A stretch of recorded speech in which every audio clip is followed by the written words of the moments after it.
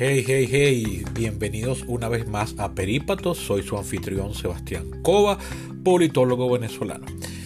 Este es el capítulo número 75 del podcast. Estos serían, ¿cómo es? Bodas de platino, aniversario de platino, perdón.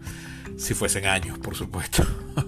Pero apenas llevo poco más de un año seguido desde que empecé la nueva etapa del podcast en agosto del año 2020. Que es como la única que ha sido continua ya. Así que bueno, eso sí es motivo para celebrar, aunque hay algunos capítulos aquí al principio que son capítulos viejos grabados entre el 17 y el 18, publicados originalmente en YouTube. Pues me alegra que este proyecto ya tenga un año corrido de material nuevo que ha estado publicándose casi ininterrumpidamente una vez a la semana y que bueno, espero que siga creciendo para más. La semana pasada hice un capítulo, digamos, consultivo, donde les planteaba algunas de las dudas que tengo acerca de cómo seguir haciendo cómo seguir poniendo en práctica este proyecto. Y bueno, me hicieron uno que otro comentario, para mi sorpresa, algunos bastante vehementes, pero bueno, me hicieron llegar sus comentarios. Entonces dejaré las reflexiones al respecto para el final de este capítulo, porque hoy quisiera dedicar la oportunidad, la publicación, para expresar una, vamos a decir, hipótesis especulativa, como la de hace dos capítulos, llamada Las Autoritas de Tarek. Digamos que son ideas que me están flotando en la cabeza y que por ahora no son más que doxa, estamos claros, traicionando el espíritu del podcast, pero que las estoy planteando a maneras de hipótesis para generar una discusión. O sea, hay gente que me ha contactado sobre los capítulos de estos especulativos, me ha hecho sus comentarios y bueno, los voy pensando, los voy anotando, y quisiera en algún punto poder hacer primero unas mesas redondas y después más adelante usar estas líneas para investigar y poder hacer unos capítulos ya más atenidos a la episteme y no a la doxa. Entonces bueno, sin más preámbulos, paso al tema de hoy sobre China.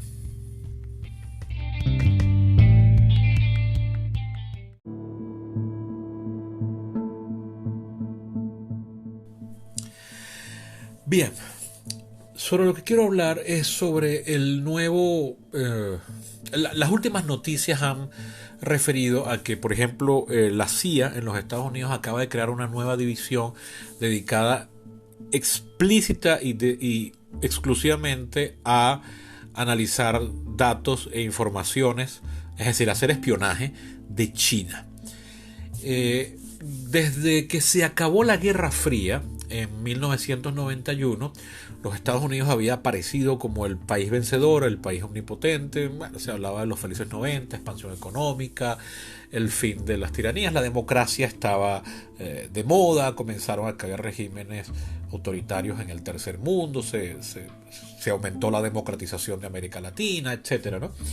Y China estaba, pese al episodio de la Plaza Tiananmen de 1989, China, todo el mundo decía que ya eso definitivamente no era la China de Mao Zedong y que se estaba abriendo ferozmente al capitalismo y que eventualmente el capitalismo iba a producir los mismos efectos que produjo en Occidente al aumentar la riqueza general de la población, las masas desheredadas que ahora están viviendo mejor, se hacen más conscientes de sus derechos, están mejor organizadas, reclaman, y el Estado finalmente tiene que abrirse a ellas. Entonces se dejó como que madurar a China sola. Eventualmente el capitalismo hará su efecto ahí, y después de los atentados del 11 de septiembre, es decir, exactamente después de 10 años del fin de la Guerra Fría, apareció un nuevo rival, un nuevo enemigo de las libertades occidentales, que es el terrorismo islamista o el terrorismo islámico, que podríamos decir que no es un rival de la talla de lo que llegó a ser la rivalidad con la Unión Soviética, y que si bien ahorita pareciera de entrada haber, dado lo que sucedió en Afganistán, la reciente huida de las potencias occidentales y el retorno de los talibán a Afganistán, etcétera, podríamos decir hasta cierto punto que es un capítulo en buena medida cerrado, pero que está, o mejor dicho, que está más bien contenido y que no se ha demostrado, después de la sorpresa del 11 de septiembre, no se ha demostrado tan efectivo más allá de las fronteras de lo que el Islam históricamente ocupa, que es básicamente lo que en términos amplios y genéricos se llama el Medio Oriente, que en su acepción más amplia implica todo el norte de África, lo que verdaderamente es el Medio Oriente, es decir, la parte oriental de Asia, o del sur oeste de Asia, hasta el Turkmenistán, allá en la frontera con China. Pero esto llevó a pensar que ya las rivalidades entre potencias y naciones eran una cosa del siglo XX, que ahora eran estos enemigos furtivos, con una nacionalidad no establecida o difusa, etc. Pero, sorpresa, sorpresa, estas afirmaciones se han revelado quizás como demasiado precipitadas, porque bueno, noticias como las que le mencionaba, la de que la CIA crea una nueva división para espiar, vamos a decirlo así de frente, a China, y que ahora China ve en todo el mundo como un potencial, como un peligroso rival. Incluso hay quienes están planteando la posibilidad de que pueda estallar una guerra en el Pacífico, dado que pareciera, o China está haciendo como que quisiera invadir Taiwán, o la que se conoce como China insular. Con el cuento de la reunificación, porque bueno, por si alguien no lo sabe, Taiwán era parte de China hasta que en 1949 el gobierno nacionalista chino de Chiang Kai-shek huyó de Beijing ante el triunfo de los comunistas y se refugió en la isla de Taiwán, protegida por la séptima flota americana. Y ese fue el único gobierno que las potencias occidentales reconocieron como el gobierno legítimo de China por más o menos unos 20 años, hasta que famosamente Nixon visitó China en aquella estrategia de dividir el bloque comunista, galvanizar las contradicciones dentro del mismo. Entonces, bueno, eso pasaba por reconocer el gobierno de la China popular de Beijing, que al fin de cuentas era la más populosa, la más grande, la de mayor peso, ¿no? Bla, bla, bla.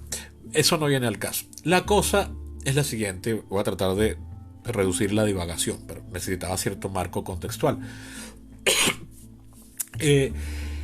La rivalidad con China no es nueva, ya estuvo presente en la Guerra Fría, si bien ahí el principal rival era la Unión Soviética. Pero ahora pareciera que el principal rival es China. De hecho, en este sentido ha habido continuidad entre el gobierno de Joe Biden y el gobierno de Trump, quien hizo de China a su peor y principal rival. Hasta ahora, la única diferencia de sustancia entre la política anti-China del gobierno americano, entre el gobierno de Biden y el de Trump, es que el de Trump hizo todas las antagonizaciones con China de forma unilateral, mientras que Biden lo está haciendo o tratando de cortejar a sus antiguos aliados de la OTAN y del Pacífico, es decir, los mismos rivales de la época de la Guerra Fría, los mismos aliados, perdón, de la época de la Guerra Fría, pero reorientarlos en vez de contra Rusia, contra China, armar una alianza anti-China. Y muchos analistas, muy acertadamente, han dicho que esta rivalidad, a diferencia de aquella con la Unión Soviética, tiene la enorme dificultad de que la vinculación político y sobre todo económica con China es de un nivel que nunca se llegó a tener con la Unión Soviética. La Unión Soviética no solo era un rival ideológico, sino que la Unión Soviética no producía básicamente nada que Occidente deseara. Occidente no tenía fábricas en la Unión Soviética. Ciertas partes de Europa efectivamente consumían el petróleo de la Unión Soviética, pero no había una dependencia económica con la Unión Soviética como sí hay ahora con China. China es básicamente el gran centro fabril del mundo. Es decir, si uno agarra todos los sitios del mundo donde se fabrican las cosas que consumimos en el mundo entero, valga la redundancia, el más grande, y los pintásemos con un color o les pusiésemos un circulito así como cuando hacen las infografías en las revistas, en las páginas de noticias, etc. El circulito más grande o el color más intenso se lo llevaría China, sobre todo a la región sur de China, la región costera, es la zona fabril más grande del mundo. Es hoy en día es muy difícil tener un producto fabricado reciente que no tenga por lo menos muchas de sus piezas o sus componentes hechos en China. Y además China es un gran prestamista. La inmensa mayoría de los países del mundo están endeudados con China. De hecho, tengo entendido que el comprador individual más grande de deuda de los Estados Unidos es China. Entonces, hoy en día hay una vinculación económica con China muy, muy, muy grande que produciría un desastre económico si esas relaciones se rompiesen violentamente, porque el conflicto frío con China se intensificó y se calentó por ejemplo, que a China le diese por invadir Taiwán, como algunos están temiendo que podría eventualmente hacer. Yo la verdad es que no me atrevo a hacer especulaciones ahí, porque la verdad es que para China sería relativamente fácil en términos de que Taiwán no está en la más mínima capacidad de resistir por algo más allá de, yo qué sé, 2 semanas, una embestida china, pero supuestamente las democracias liberales del mundo están comprometidas de alguna manera con Taiwán y con su independencia hasta cierto punto, porque la verdad es que ni siquiera Estados Unidos reconoce como legítimo o tiene reconocimiento diplomático formal con Taiwán. Es una figura ahí rara en la que no la reconozco, pero tampoco la niego, ¿no? Es muy extraño. Pero entonces, oye, ¿hasta qué punto? Así como los franceses de 1939 decían morir por Danzig, es decir, nos vamos a ir a la guerra contra Alemania por ir a defender aquel puerto polaco allá del otro lado de Europa, que para eso la mentalidad de los franceses de la época era el quinto coño del mundo. Hoy en día mucha gente dirá, oye, pero me voy a ir a la guerra por Taiwán, ¿no? O sea, eso está por ver hasta qué punto, pero lo cierto es que podría ser desastroso. O sea, en un primer momento podría ser terrible. Entonces, ¿se imaginan que no lleguen chips para celulares? Fíjense lo que está pasando hoy en día, porque las grandes marcas fabricantes de chips pararon la fabricación de chips durante la pandemia y ahorita no hay suficientes chips para fabricar carros. ¿Quién hubiese pensado hace 30 años o incluso hace 20 que la producción de carros está parada por chips, por falta de chips, cuando el chips no es una pieza mecánica del carro? Uno pensaría por falta de ruedas, por falta de acero para los motores. No, por falta de chips. Entonces, oye, imagínense eso a más grande escala. O sea, que los celulares comiencen a triplicarse de precio porque la producción de celulares se paró porque, bueno, hay una guerra con China. Entonces, eso es lo que hace que muchos analistas digan, no, esta potencial nueva guerra fría va a tener un matiz muy diferente, porque la vinculación económica con China es muy, muy grande. Eso es cierto. Pero hay un elemento extra que está jugando un rol diferente y que yo creo que no ha sido mencionado por nadie, al menos que yo haya leído o escuchado, y que me parece que es interesante incorporar, simple y llanamente incorporar en esta gran discusión, porque yo creo que efectivamente está presente, no tiene el mismo peso y rol de las vinculaciones materiales, que es lo que acabo de describir, pero que puede estar jugando, si tal cosa como el inconsciente colectivo existe, y que es discutible si existe, pero que si no existe como está descrito por sus grandes ponentes de Jung para acá, algo parecido puede que sí exista definitivamente, y que en mi opinión no ha sido presentado, que es el rol de China como un modelo a seguir. Esta idea la voy a desarrollar en la siguiente parte después de la pausa comercial.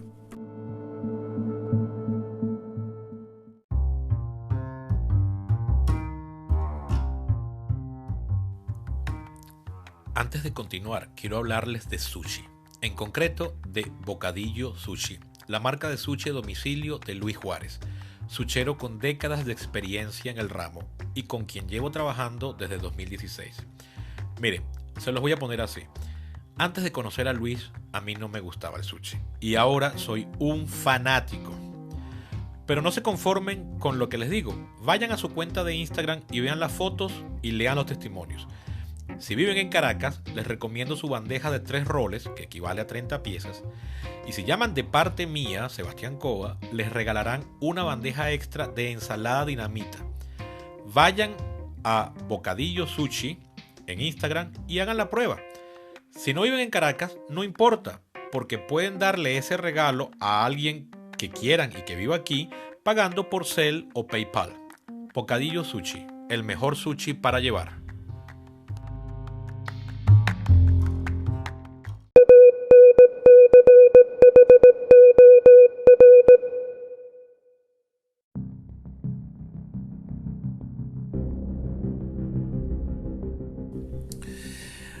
Bien, al mismo tiempo que se está dando esta nueva creciente tensión en el mundo, que no, o sea, la tensión con China es nueva. Lo que no es nuevo es que en el mundo existan tensiones. Eso ha existido desde que el mundo no era consciente de ser una comunidad global y había muchos mundos dentro del mundo, es decir, el orbe griego, el orbe latino, las tribus germánicas, los reinos y las tribus indígenas americanas. Eran diferentes mundos que convivían sin saber que el otro existía o sin importarle gran cosa. Y después, poco a poco, se fue globalizando más la cuestión. Y ya ni hablar, cuando ya se tenía plena conciencia de que el mundo era una gran comunidad global.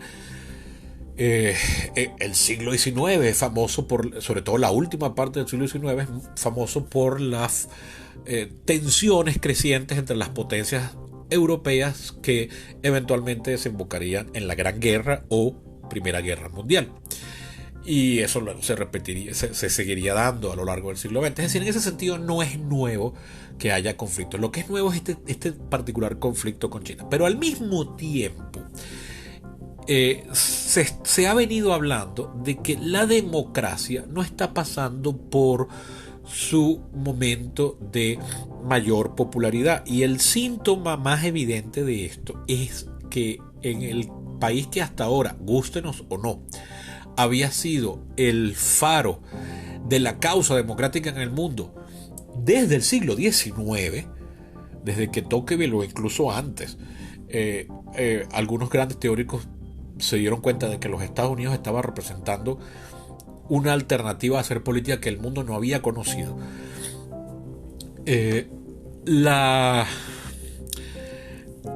democracia americana está pasando ahorita por un mal momento donde un gran sector de la población ha comenzado a dejar de creer en las reglas del juego, y bueno, lo vimos con el episodio de la toma del Capitolio el 6 de enero de este 2021, cuando, desconociendo el resultado electoral, una gente diciendo que estaba defendiendo un supuesto resultado electoral del cual no hay pruebas ni evidencias ni hay forma de creer que sea válido, ellos se empeñaron en que su realidad imaginada, creada por cuentas anónimas de internet, estaba poniendo en peligro su vida, y ellos tenían la vida como la conocían, y ellos tenían que salir a defender eso. Es decir, muy loco, porque hay gente loca que cree que los locos son los otros, ¿no? Entonces, bueno, este completo desacralización casi de las normas básicas de la política, de las reglas institucionales electorales de los Estados Unidos, que hasta ahora ningún gran partido político había puesto jamás en duda. Ahora tú tienes a un partido republicano con una posición bastante ambigua, en la que no quiere defender a Trump, pero tampoco lo condena abiertamente. Eso está poco a poco, todavía de forma muy incipiente, pero ya es notorio que eso está generando una reacción equivalente, no igual, sino equivalente en ciertos sectores de la izquierda americana, de las que tiende a votar por el Partido Demócrata, que entonces está llegando a la conclusión de que simplemente no se puede convivir, no convivir, no se puede ya vivir con el otro bando. Entonces, esta creciente bipolarización donde cada extremo jala para su lado y no quiere buscar alternativas en el medio, incluso cuando la búsqueda de consensos es mal vista, es una situación peligrosa. Y si eso está pasando en un país que no había conocido a tal escala esa confrontación política en su interior, imagínense en otras democracias menos institucionalizadas, menos fuertes o menos viejas. Entonces estamos viendo el aumento de los autoritarismos en países bueno, ni hablar de Venezuela, ¿no? Pero en Turquía, en Filipinas, en Europa del Este, Polonia, en Austria, incluso el auge de los populismos antisistemas en democracias occidentales consolidadas, como en Italia, como en Alemania, como en Francia, como en España, que si bien todavía en estos países no han accedido al poder, se han convertido en unas alternativas electorales viables. ¿Ok? El retroceso de la democracia en América Latina también. Tenemos el caso de Brasil, tenemos el caso de Argentina, como ya les dije, Venezuela, etcétera, ¿no? Aunque Venezuela en esto fue la vanguardia. Oye, qué triste ser la vanguardia en esto, pero bueno. Imagínense la confrontación con China, de la que estaba hablando en la sección anterior, ahora en este marco de democracias que no se saben o no están claras de si la democracia es una buena alternativa o si es un principio digno de defender. Y aquí es donde yo quiero hacer mi contribución agregando un elemento de análisis nuevo. ¿Hasta qué punto puede estar sucediendo de forma inconsciente algo que esté afectando nuestro accionar político macro y geopolítico? Cuando las democracias liberales o las repúblicas liberales o los gobiernos representativos liberales, es decir, lo que este demógrafo francés llamó el primer mundo, Alfred Sauvy, no sé si lo estoy pronunciando bien, la persona que acuñó el término tercer mundo en 1952, un demógrafo francés, definiendo los bandos de la Guerra Fría, llamó primer mundo al grupo liderado por los Estados Unidos y los países de la OTAN, segundo mundo al Pacto de Varsovia nucleado alrededor de la Unión Soviética, y luego el tercer mundo, que es el término que él verdaderamente acuña, a los países no alineados, ¿no? En aquel periodo histórico, el primer mundo era básicamente democracias liberales, países capitalistas donde existía libertad de prensa, renovación, o sea, gobierno constitucional, imperio de la ley, elecciones periódicas, libertad de partido, de accionar político, donde un político en funciones, en un cargo público, puede ser removido del mismo, criticado abiertamente, la defensa de los derechos de las masas y tal. En el segundo mundo, el orbe soviético, eso no era posible, pese a que este grupo de países se consideraban los verdaderos ejemplos de democracia popular, pero ahí no había elecciones, ni siquiera había simulacro de elecciones, como tampoco hoy la hay en China. Pero, y aquí viene lo curioso, tanto los autoritarismos del segundo mundo como los autoritarismos que aparecieron a lo largo del tercer mundo, muchos de ellos, el tercer mundo estaba constituido en buena medida por países que habían sido colonias del primer mundo, es decir, América Latina, África y Asia. En muchos de estos países había gobiernos autoritarios defendidos o promovidos por las antiguas potencias coloniales del primer mundo. Pero aquí viene lo curioso. Siempre se consideraba, y parecía estar confirmado por la evidencia empírica, que los países gobernados de forma autoritaria, ya fuesen dictaduras, regímenes de partido único, lo que fuese, eran países pobres con unas condiciones de vida lamentables, de las cuales la gente trataba de huir en masa, o había constante inestabilidad política, etcétera, donde la transición de un gobierno a otro solía ser violenta, etcétera. Entonces había en la cabeza de los países del primer mundo la convicción de que los gobiernos autoritarios producían pobreza, y eso estaba evidenciado en que el bloque comunista era, en términos generales, países de un PIB mucho más pequeño que el de los países de la OTAN, y que tenían una esperanza de vida menor, etcétera. Ni hablar cuando tú veías los autoritarismos de Centroamérica, por ejemplo, ni hablar de los de África, etcétera. La diferencia hoy en día, y esto es lo que yo creo que puede estar contribuyendo a debilitar al bando de las democracias liberales en esta nueva confrontación con un nuevo hegemón que está creciendo y queriéndole robar la titularidad a los Estados Unidos y las potencias europeas. Algo que puede estar contribuyendo al malestar psicológico mundial hoy en día es que China está ofreciendo un muy raro ejemplo de autoritarismo muy eficiente, o sea, un autoritarismo que es un autoritarismo, es decir, una dictadura de partido único que tuvo un pasado totalitario y que, si bien hoy en día quizás el término no le hace justicia a lo que hay ahí, se le acerca bastante,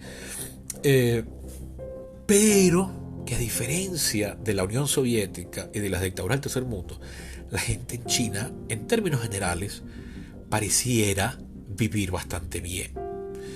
China es ahorita hasta cierto punto, atractor de occidentales. Casualmente, el fin de semana que estoy grabando este capítulo, cumplió años una exalumna muy querida que mientras yo le di clase y mientras ella estuvo en la universidad, la llegué a considerar una buena amiga. Ella, bueno, ya siguió su vida y está ahorita viviendo en China. Y está viviendo en China no en la misma forma en que algunos venezolanos iban a vivir a la Unión Soviética en los años 60, 70 y 80, porque se iban a estudiar a la Patrice Lumumba de Moscú, porque eran cuadros del Partido Comunista Local formados en la metrópoli roja.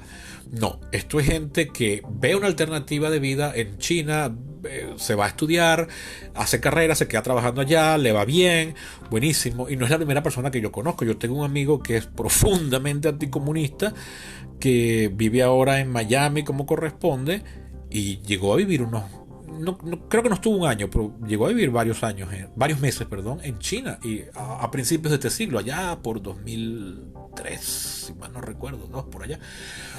Y él tiene buenos recuerdos de esa época. Tengo parientes también que por trabajo tienen que ir con cierta periodicidad a China y pasarse allá varios meses. No es que van 2 o 3 días, no, se pasan allá hasta 3 meses, varias veces al año. Y oye, antes en Hong Kong, ahora también en Shanghai, y o sea, los cuentos, las cosas que traían de China eran como en la época de Marco Polo, mutatis mutandis, es decir, China es de pinga, China es rica, en China se vive bien, en China hay muchas cosas que aprender, que hacer, hay muchas posibilidades. Eso, en el marco de un país gobernado de forma tan autoritaria como es gobernada China, era impensable que se dijera en los años 60, 70, 80, durante la Guerra Fría de la Unión Soviética, por ejemplo. Y dentro de América Latina, Venezuela era un país próspero y además era un país democrático. Entonces eso reforzaba el vínculo de que, ves, democracia igual prosperidad.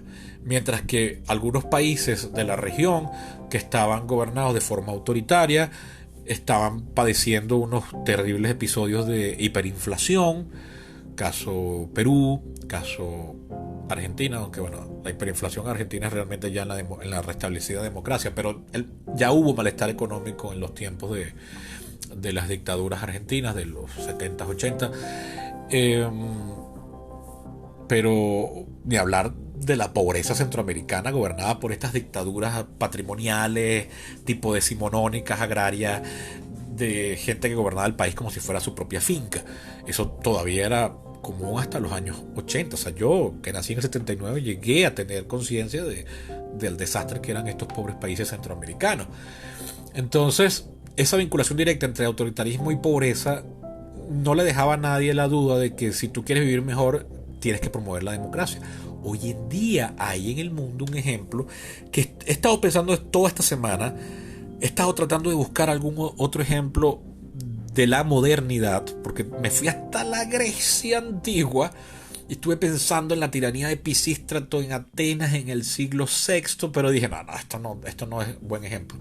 Hoy, que estoy grabando esto el domingo, 10 de octubre, estuve pensando que quizás a principios del siglo XX, finales del XIX, principios del XX, tuvimos el ejemplo de la Alemania imperial, la Alemania post-reunificación, que no equivale al modelo chino, porque si bien era un gobierno más autoritario y autocrático que el francés o el inglés de la época, no es cierto que era una dictadura férrea, ¿no? O sea, allá había elecciones, allá había cierta libertad de debate y de discusión que hoy en día nos parecería mínimo, pero que para los estándares de la época era suficiente. Había partidos de oposición, había elecciones del Reichstag, etcétera, ¿no? Entonces, no era ni remotamente lo que llegaría a ser Alemania después de la Segunda Guerra Mundial en términos de modelo de democracia, pero era un gobierno medianamente institucional con imperio de la ley. No, definitivamente no era una autocracia arbitraria. ¿Okay? Entonces, hay muchas de los autoritarismos derivaban de elementos culturales alemanes, muchos, no todos, ¿okay? Pero en la actualidad tú tienes este país muy próspero, por lo menos a los ojos de quienes lo vemos desde la distancia, que al mismo tiempo es un país gobernado con mano de hierro, y la pandemia ha ofrecido un muy buen ejemplo de cómo, si bien el virus se salió de Wuhan y comenzó a enfermar a un gentío porque el gobierno de Beijing en un primer momento ignoró la alarma y obligó a firmar una retracción pública al famoso médico de 30 años, oftalmólogo, que en Wuhan advirtió de que estaba pasando algo, un médico que después lamentablemente moriría por el virus. Una vez que para finales de enero del 2020 Beijing dijo: no, esto es serio y hemos cometido un error, asumieron unas medidas draconianas, férreas, que hicieron que China, después de haber sido el foco inicial, para mediados de 2020 estaban haciendo grandes celebraciones públicas en unas piscinas, unos raves en piscinas en la misma Wuhan, para celebrar que habían vencido el virus.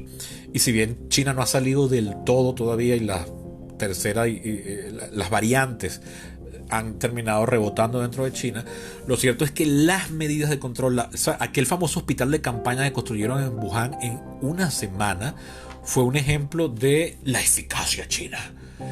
Y si bien vete a saber qué tan eficaz es de verdad, lo cierto es que a los ojos occidentales es: wow, nosotros no vamos a poder hacer esto, porque aquí la discusión, el debate, los intereses creados, el que quiere chupar de ahí, el que quiere mojarse la mano y todo, van a retrasar eso. Entonces no, es imposible. Mientras que mira los chinos, qué magnífico cómo lo lograron de rápido. Y aunque la gente odie el modelo chino, al mismo tiempo tiene una relación ambigua, porque en secreto o a veces abiertamente admira cómo ese autoritarismo chino es capaz de solucionar problemas que él mismo crea, pero los puede solucionar rápido.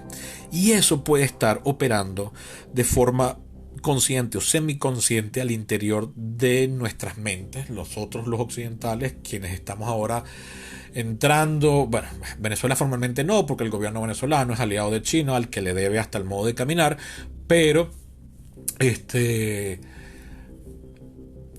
bueno, nosotros los occidentales estamos entrando en una nueva era de rivalidad con China, que vete a saber qué implicaciones tendrá, si esto va a implicar la guerra abierta eventualmente. China es una potencia atómica, además de todo lo que ya hemos explicado, es decir, no existe la posibilidad de invadir China, eso no está en juego, pero puede haber unos choques feos. Pero si además los occidentales, a diferencia de la confrontación con el Tercer Reich nazi y después con la Unión Soviética, no estamos del todo convencidos de que el enemigo es una alternativa terrible y de que si ese modo de vida se impone entre nosotros vamos a vivir peor de lo que vivimos ahorita. Sí, por el contrario, tenemos esta ambigua y semi velada, pero a veces abierta, admiración por lo que los chinos son capaces de lograr. Verga, estamos yendo a la guerra con plomo en uno de los brazos. Y eso es preocupante. Hasta aquí lo dejo por hoy.